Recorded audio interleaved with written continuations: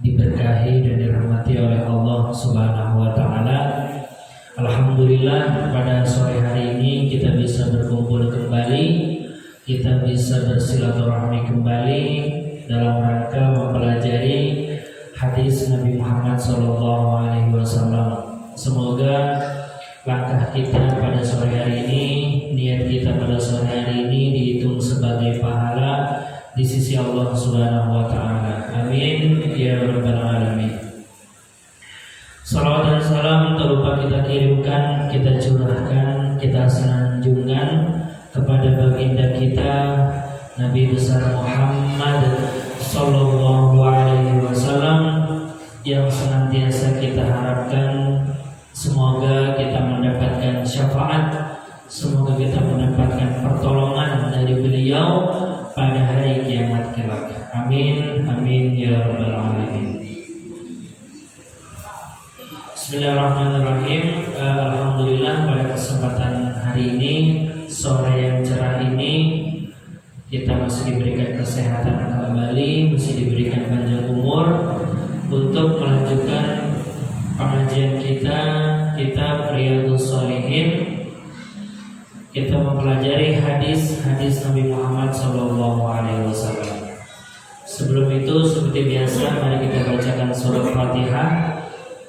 Pahalanya kita tujukan li Nabiyyina Muhammadin sallallahu alaihi wasallam wa ala alihi wa ashabihi ajma'in. Kemudian kita khususkan untuk para ulama, para aulia, para habaib, para as-shalihin.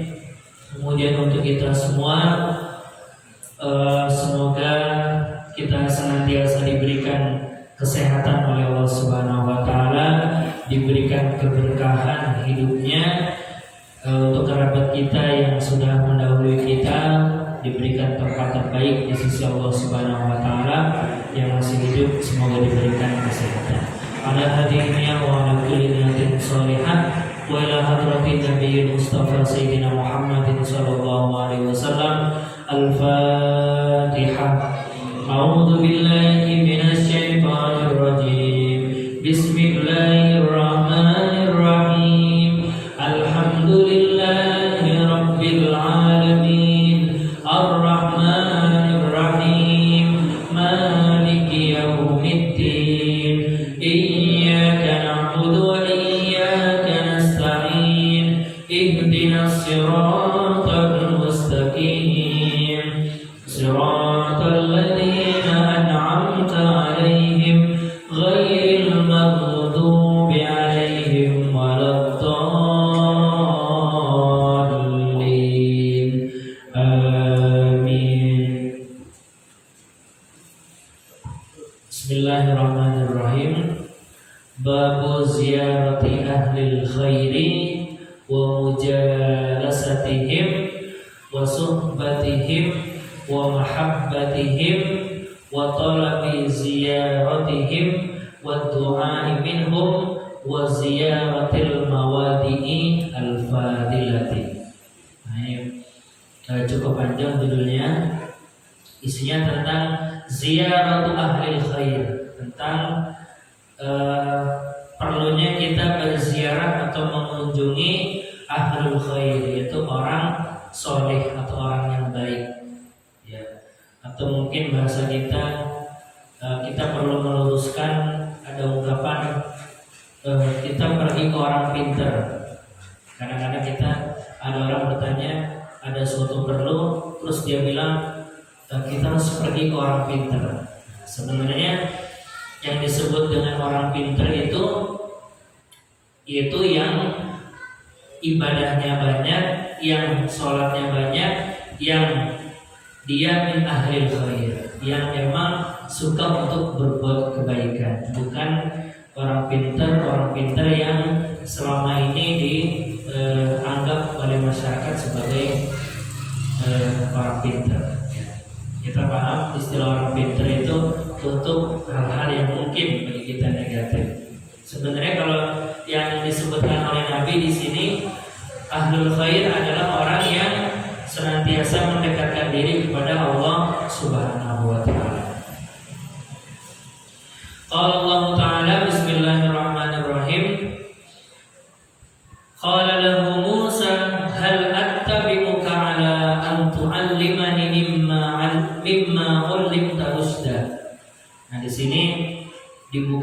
dengan kisahnya atau firman Allah yang berkisah tentang Nabi Musa alaihissalam.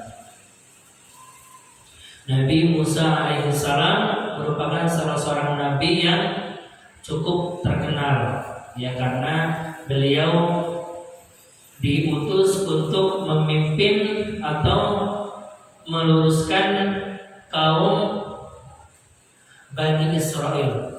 Ya, Nabi Musa diberikan wahyu oleh Allah berupa kitab suci Taurat, diberikan keistimewaan oleh Allah Subhanahu wa taala, sehingga Nabi Musa itu kita kenal sebagai nabi yang tergolong sebagai ulul azmi. Jadi ada 5 nabi pilihan dari sekian banyak. Jadi nabi itu kalau mau dihitung secara jumlah itu menurut ulama sampai 124.000 nabi. Dari zaman Nabi Adam sampai terakhir itu 124.000 nabi. Nah, tapi yang wajib kita ketahui adalah 25 nabi saja. Nah, di antara 25 nabi itu ada nabi-nabi khusus yang diberikan gelar ulul azmi, yaitu yang medan perjuangannya lebih tinggi dibanding nabi-nabi yang lain, yaitu Nabi Muhammad, Nabi Isa, Nabi Nuh, Nabi Ibrahim, dan Nabi Musa alaihissalam. Nah, beliau di sini Nabi Musa alaihissalam diceritakan ziyaratu ahlil khair. Beliau mengunjungi ahlul khair, yaitu orang yang melakukan kebaikan atau berguru kepada orang pintar. Ya, bahasanya berguru kepada orang pintar.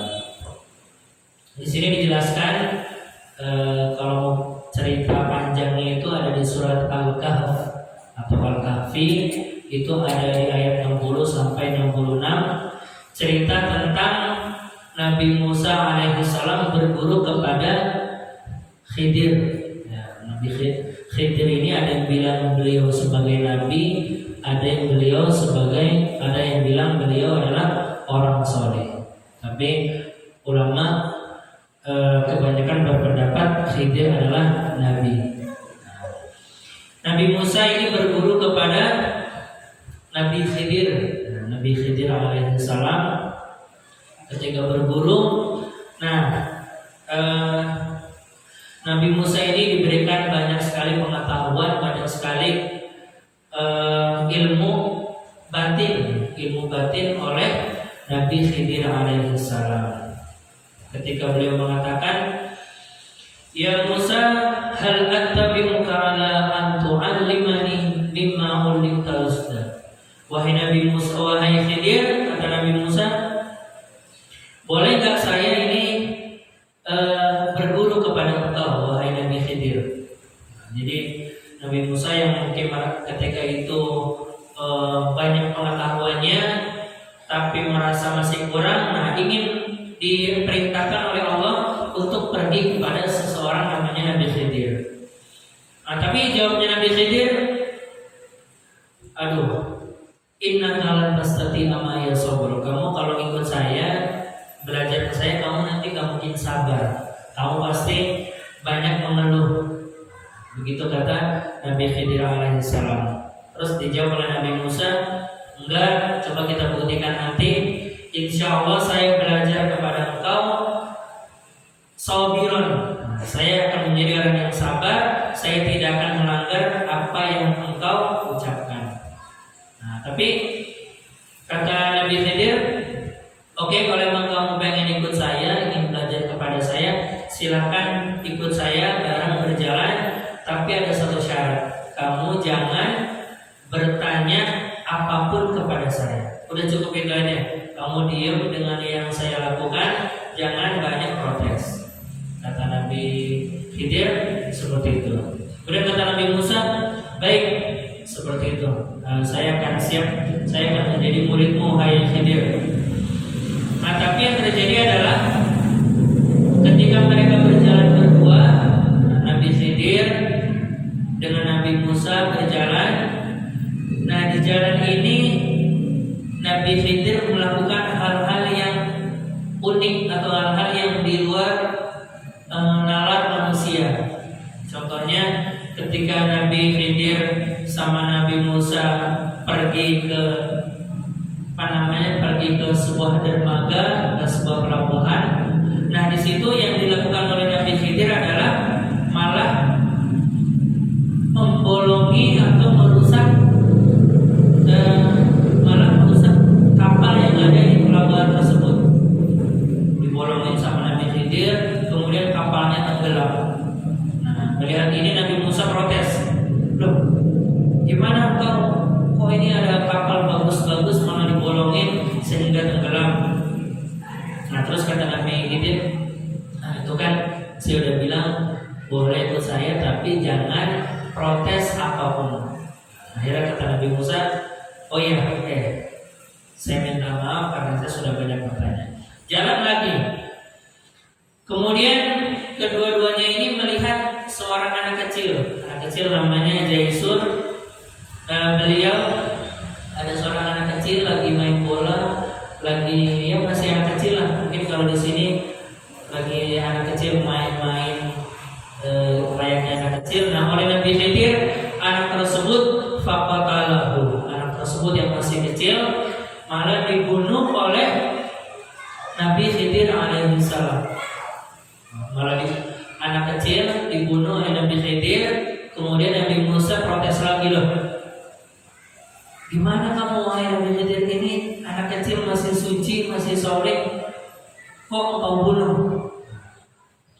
Terus kata Nabi Khidir, oke, saya beri kalian kesempatan sekali lagi, kamu jangan bertanya kalau pengen belajar kepada saya. Nah, kemudian yang terakhir, ketika mereka berdua berjalan, mereka singgah kepada suatu tempat, minta makan, tapi nggak dikasih oleh penduduk tersebut. Nabi Musa kesal, Nabi Khidir juga tidak terima. Tetapi mereka melihat di kampung tersebut ada bangunan yang pengen hancur. Ada sebuah tiang. Tapi Nabi Khidir malah membangun tiang tersebut. Ada tiang yang mau hancur, malah dibangun oleh Nabi Khidir, diperbaiki, dikasih semen sampai bagus. Kemudian Nabi Musa protes, aduh, ini saya udah gak kuat lagi kepada engkau, wahai Nabi Khidir. Ini padahal kelompok ini sudah gak mau ngasih kita makan, sudah berbuat jahat kepada kita. Kenapa kamu ada bangunan yang mau rubuh, malah kamu bangun? Nah, malah kamu jadikan bagus bangunan tersebut. Nah, oke. Kemudian kata Nabi Khidir, baiklah, kalau memang kamu saya peringati sudah malah dilanggar, cukup sampai sini saja. Kamu berburu kepada saya, tapi saya akan jelaskan apa maksud yang saya lakukan tersebut. Yang pertama, saya membolongi perahu tersebut adalah karena perahu tersebut itu milik anak yatim. Perahu tersebut milik anak yatim yang pengen dicuri oleh seorang raja yang zalim. Makanya saya bolongin bawahnya biar tenggelam, dianggap nggak berguna lagi, nanti baru diambil oleh anak yatim tersebut. Nah, yang kedua, kenapa saya membunuh anak kecil tersebut? Karena saya tahu anak ini kalau besar nanti dia menjadi anak yang kurang ajar, anak yang buruk, yang bisa membawa kedua orang tuanya menuju ke keburukan. Makanya saya bunuh ketika kecil dan nanti diganti yang lebih baik. Kemudian yang ketiga, kenapa saya membangun tiang yang sudah hancur, padahal warganya sudah nggak respon lagi ke kita, itu karena di bawah tiang tersebut ada harta anak yatim yang masih kecil. Nah, saya pengen bangunan ini terus besar sampai tinggi, nanti baru anak yatimnya besar, dia bisa mengambil harta yang ada di bawah bangunan tersebut. Nah, akhirnya Nabi Musa mengakui kehilafannya dan mengakui kesalahannya sehingga meminta maaf kepada Nabi Khidir alaihissalam. Ya. Ini kisah dijelaskan dalam surat Al-Kahf atau Al-Kahfi di dalam ayat 60 sampai 66. Hadirin yang dirahmati Allah Subhanahu wa taala, nah itulah yang dibuka yang disampaikan oleh Imam An-Nawawi ketika menyebut hadis atau ayat tentang ziyaratu ahlil khair, pentingnya kita berburu kepada orang yang ahli. Ya. Kita perlu sadar, kita perlu memahami bersama agar berburu kepada emang orang yang ahli dalam bidang tersebut. Ya. Kalau kita ingin belajar tentang kendaraan, kita belajar kepada orang yang memang paham ilmu kendaraan. Kalau kita pengen belajar tentang cara membuat rumah, kita harus tanya kepada arsitek ataupun orang yang mengerti tentang bangunan. Nah, begitu kan seterusnya. Kalau kita ingin belajar ngaji, jangan belajar ngaji kepada orang yang gak pernah ngaji, tapi kita datangi guru atau ustadz, kita belajar mengaji kepada orang tersebut. Hadirin yang dirahmati Allah Subhanahu wa taala. Kemudian berikutnya adalah hadis dari Rasulullah sallallahu alaihi wasallam.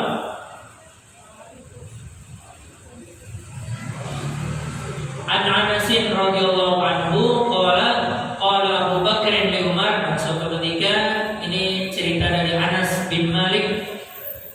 Jadi ada Anas bin Malik, ada Malik bin Anas. Nah, kalau Anas bin Malik ini seorang sahabat, kalau Malik bin Anas itu gurunya Imam Asy-Syafi'i. Ya, jadi gurunya Imam Asy-Syafi'i namanya Malik bin Anas, tapi kalau seorang sahabat namanya Anas bin Malik.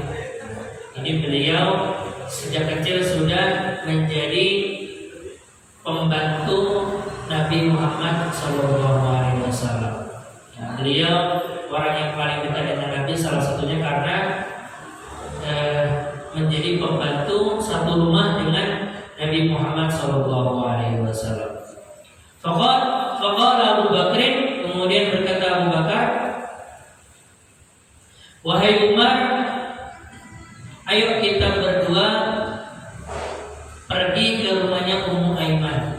Ada seorang perempuan namanya Ummu Aiman. Diajak nih Abu Bakar, diajak oleh Umar, ayo kita pergi ke rumahnya Ummu Aiman.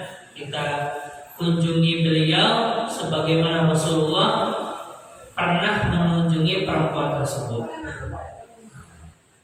Kemudian sahabat Umar dan sahabat Abu Bakar, ini tiga orang yang, nah, jadi kalau dulu itu Nabi Muhammad, kemudian sahabat Abu Bakar, sahabat Umar bin Khattab, ini umurnya nggak jauh beda, ya, umurnya selisih beberapa tahun saja. Makanya ketika mereka sudah tua, meninggalnya pun jaraknya tidak jauh.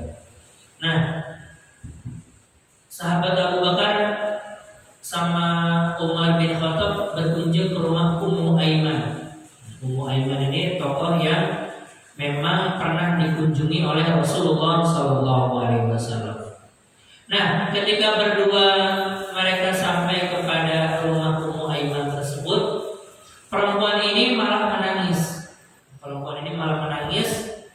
Kemudian berkata Umar bin Khattab, loh, kenapa kamu menangis wahai Ummu Aiman? Kenapa kamu menangis ketika kami datang kepada engkau? Kenapa kamu malah menangis? Nah, apakah kamu nggak tahu kalau Rasulullah itu sudah mendapatkan tempat terbaik di sisi Allah Subhanahu wa taala? Kenapa kamu menangis ketika tahu Rasulullah sudah wafat? Kemudian kata Ummu Aiman, saya menangis bukan karena saya tidak percaya Rasulullah sudah mendapatkan tempat terbaik, bukan. Saya menangis bukan karena saya tidak menerima takdir Allah, bukan itu. Saya menangis karena annal wahya qad inqata'a minas sama. Saya menangis karena semenjak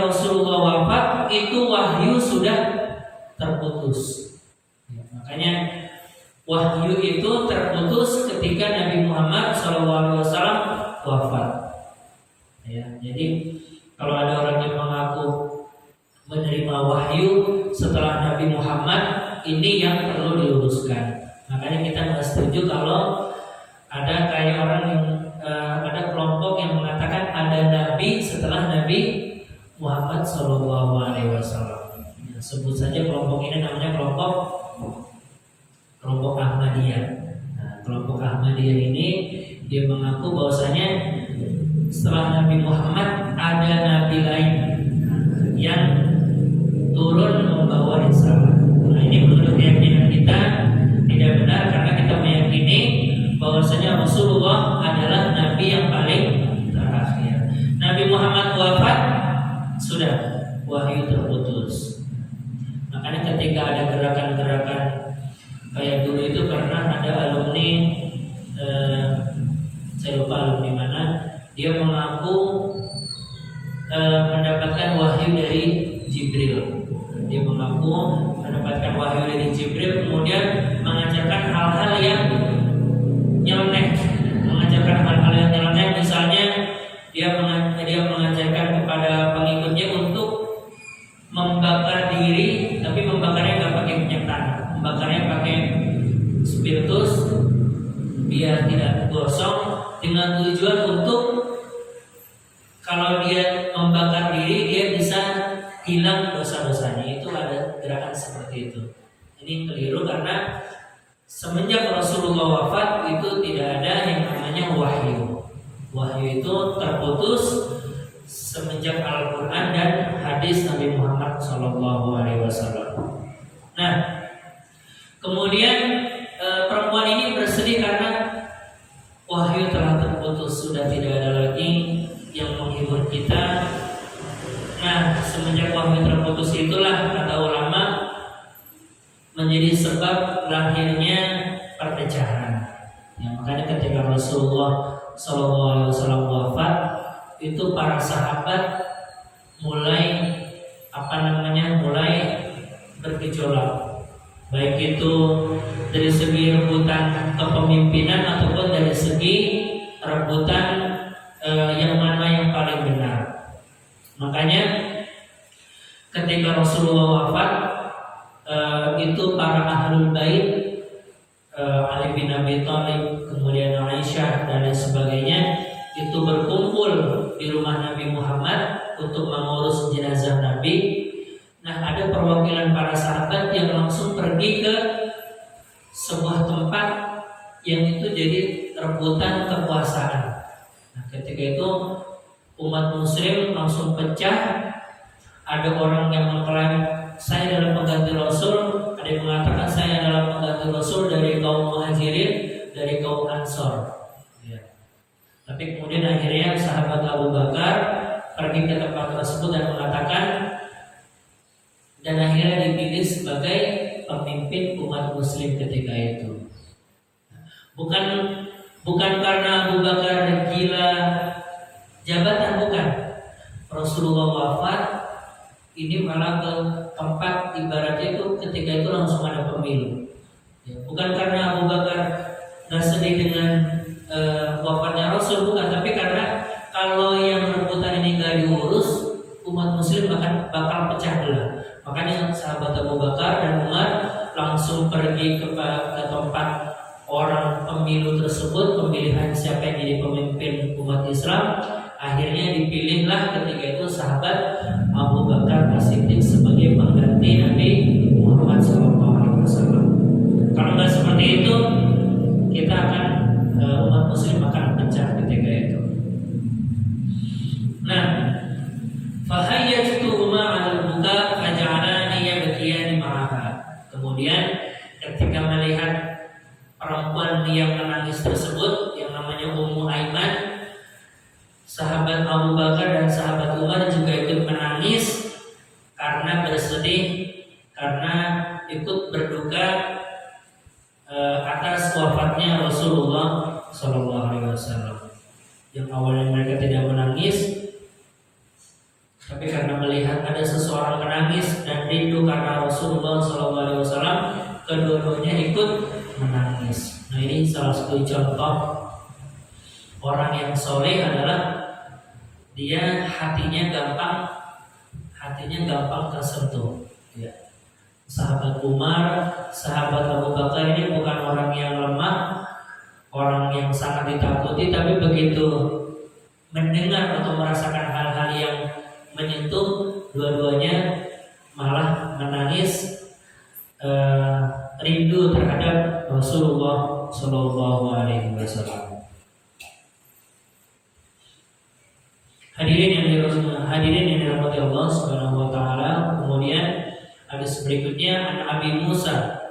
Dari Abi Musa Al-Asy'ari radhiyallahu anhu.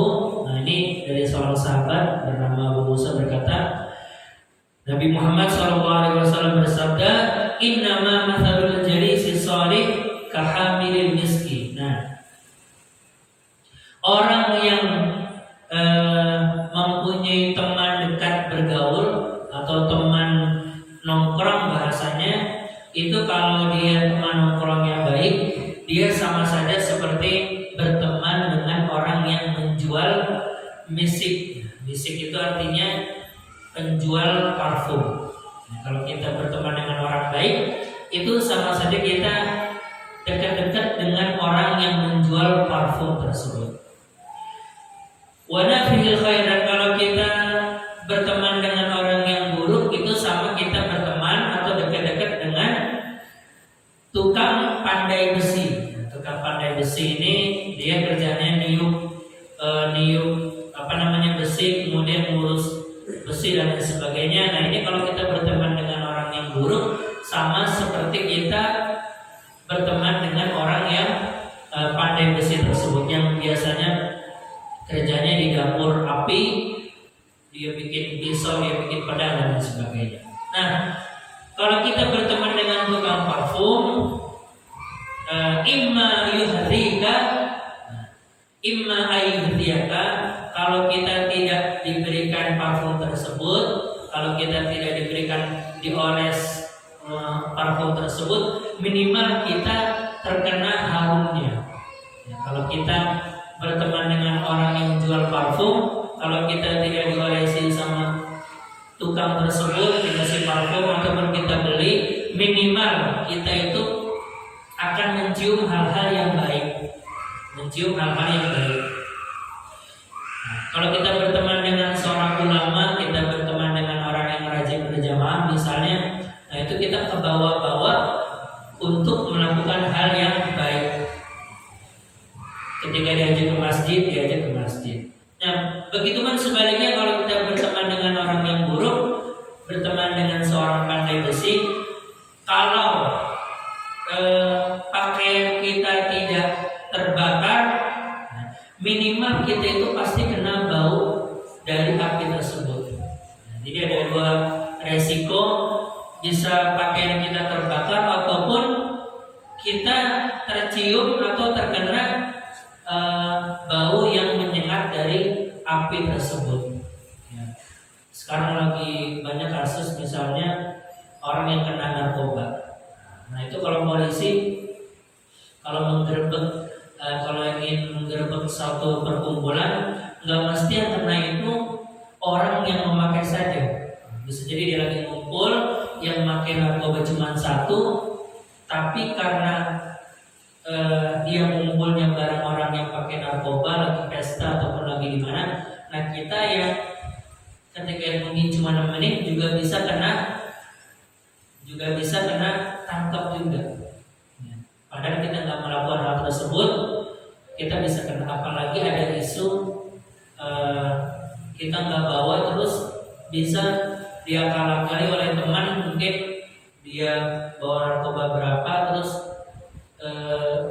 kita sampingnya diberikan narkoba, meskipun kita nggak pakai, nah itu kan kita bisa terperosok ataupun terjebak di situ. Ya, minimal kita kena dampak buruknya. Beda kalau kita melakukan kebaikan, kita mendapatkan hal yang baik. Makanya di sini ada hadis dari Rasulullah SAW, Al-mar'u ma'aman ahabba. Kata Rasulullah sallallahu alaihi wasallam, al-mar'u ma'aman ahabba. Seseorang itu dikumpulkan nanti bersama orang yang dicintainya. Kalau kita berteman dengan orang yang baik, kita akan dikumpulkan bersama orang yang baik juga. Kalau kita mencintai orang-orang yang buruk, kita akan dikumpulkan nanti bersama orang-orang yang buruk juga. Nah, termasuk di sini dijelaskan gimana kalau kita mencintai seseorang yang kita tidak pernah bertemu. Kita hidup abad ke-15 misalnya, tapi kita bertemu, kita mencintai Rasulullah Sallallahu Alaihi Wasallam. Gimana itu statusnya? Nah, kata Rasulullah, almar'u ma'aman ahabba, kita dikumpulkan bersama Rasulullah Sallallahu Alaihi Wasallam. Meskipun kita tidak berjumpa dengan Rasulullah Sallallahu Alaihi Wasallam, karena kita dikumpulkan bersama orang-orang yang kita cintai. Kalau yang kita cintai keburukan, kita akan dikumpulkan bersama orang yang buruk, begitu pun sebaliknya. Hadirin yang dirahmati Allah Subhanahu wa taala. Nah, kemudian berikutnya ada hadis dari Abu Musa al-Asy'ari radhiyallahu anhu. Kata beliau dari Abu Hurairah radhiyallahu anhu, an-nasu ma'adinun kama'adinid dzahab. Seseorang itu diibaratkan seperti tambang. Diibaratkan seperti tambang, dia bisa jadi emas, bisa juga dia jadi seperti besi biasa. Khiyaruhum fil jahiliyah, kata Rasulullah, kalau kalian itu baik, ini kepada para sahabat ya, kalau kalian baik ketika pada masa jahiliyah, kalian pun akan baik ketika menjadi muslim. Nah, begitupun yang kita lihat dari sejarah, ketika ada orang baik ketika masa jahiliyah, dia masuk Islam pun jadi orang baik. Contohnya adalah sahabat Umar ibn al-Khattab. Nah, sahabat Umar ini ketika masa jahiliyah, beliau orang baik. Begitu masuk Islam, ia jadi orang baik juga. Begitupun sahabat Khalid bin Walid. Khalid bin Walid ini salah seorang sahabat yang jago perang. Ketika masa jahiliyah, beliau menjadi orang yang baik, yang pemberani. Begitu masuk Islam pun beliau menjadi pembela umat Islam. Pokoknya kalau orang baik itu akan ketahuan, ya. Kalau orang baik itu akan ketahuan, dimanapun dia berada itu pasti ketahuan. Baik itu dia ditaruh di masjid, dia rajin sembahyang, begitu pun dia taruh di pasar, dia jadi orang jujur. Pokoknya kalau orang baik itu ditaruh dimanapun dia akan jadi orang baik. Begitu pun kalau orang buruk, ya, kalau emang mentalnya sudah buruk, mau ditaruh dimanapun dia bakal bersifat buruk juga. Nah, wal arwahu junudun mujannada. Nah, arwah ini, ruh kita sebenarnya kata Nabi Muhammad seperti junudun mujannada, seperti barisan tentara yang saling berkumpul.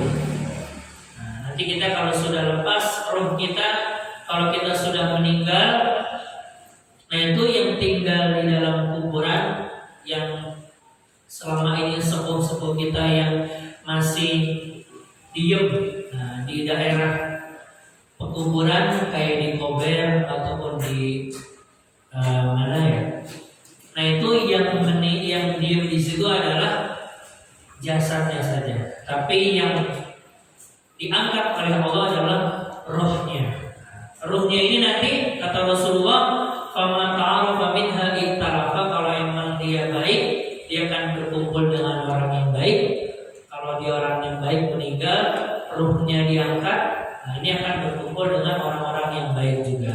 Begitupun kalau orang yang buruk, dia meninggal, ruhnya pun akan bertemu dengan orang-orang yang buruk juga. Tidak mungkin ketukar, tidak mungkin dia berkumpul dengan yang lainnya. Ibaratnya kalau kita naruh minyak di dalam gelas, nah itu nggak mungkin berkumpul.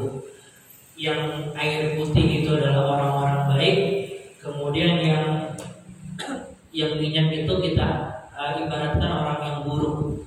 Mau kita kocok bagaimanapun, mau kita campurkan, mau kita gimana kan, akhirnya air putih akan berpisah dengan minyak. Begitu kan kalau kita berkawan dengan orang buruk, kalau kita memang pembawaannya baik, kita tuh nggak enak kalau melakukan hal-hal yang buruk. Kita diajak ke diskotik misalnya, hati kita gelisah. Kita diajak untuk nonton misalnya nonton hal-hal yang negatif lah. Nah, hati kita nggak terima. Itulah yang dimaksud dengan al-arwahu junudul mujannadah. Ruh kita kalau emang udah diciptakan yang baik, itu nanti kumpulnya dengan yang baik. Kalau ruh kita emang diciptakan untuk yang buruk, maka tidak akan bertemu dengan orang yang baik. Nah, apakah adil? Apakah adil ketika dikatakan ini kan semuanya dari Allah? Orang yang buruk dengan orang yang baik kan semuanya dari Allah. Apakah Allah masih disebut sebagai adil? Jawabannya adalah masih. Ya. Orang baik itu dari Allah, orang buruk pun itu dia sudah diberikan pengetahuan oleh Allah, tapi tidak menjalankan apa yang diperintahkan oleh Rasulullah SAW. Hadirin yang dirahmati Allah, itu yang bisa kita pelajari, yang bisa kita belajar bersama pada sore hari ini. Semoga menjadi ilmu yang bermanfaat. Mari kita tutup dengan doa bersama. A'udzubillahi minasyaitonir rajim. Bismillahirrahmanirrahim. Allahumma shalli ala sayyidina Muhammadin fil awwalin, Allahumma shalli ala sayyidina Muhammadin fil akhirin, walhamdulillahi rabbil alamin. Allahumma anfa'na bima 'allamtana wa 'allimna ma yanfa'una wa barik lana fima 'allamtana innaka antal alimul hakim.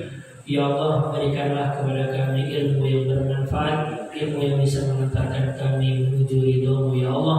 Allahumma rizqna husnul khatimah. Ya Allah, berikanlah kepada kami husnul khatimah. Tutuplah lisan kami, tutuplah hati kami dengan ucapan la ilaha illallah Muhammadur Rasulullah sallallahu alaihi wasallam. Rabbana atina fid dunya hasanah wa fil akhirati hasanah wa qina adzabannar. Walhamdulillahirabbil alamin. Terima kasih atas segala perhatian. Mohon maaf apabila ada kekhilafan. Yang terakhir, mari kita bacakan terlebih dahulu sekali lagi surat Fatihah. Pahalanya kita niatkan untuk saudara-saudara kita yang mungkin terkena musibah, baik kemarin yang musibah gempa musibah gempa di Banten ataupun yang lain-lain, longsor, kita bacakan lagi terlebih dahulu surat Fatihah untuk mereka semua. Ala hadhihi wa ala kulli niyatin shalihah. Al-Fatihah. A'udzubillahi minasyaitonir rajim. Bismillahirrahmanirrahim. Alhamdulillahirabbil alamin arrahmanir rahim maliki yaumiddin. Iyyaka na'budu wa iyyaka nasta'in. Ihdinas siratal mustaqim. Shiratal ladzina an'amta 'alaihim ghairil maghdubi 'alaihim waladdallin. Mari kita tutup dengan baca hamdalah dan doa kafaratul majelis. Alhamdulillahirabbil alamin. Subhanakallahumma wa bihamdika asyhadu an la ilaha illa anta astaghfiruka wa atubu ilaik. Assalamualaikum warahmatullahi wabarakatuh.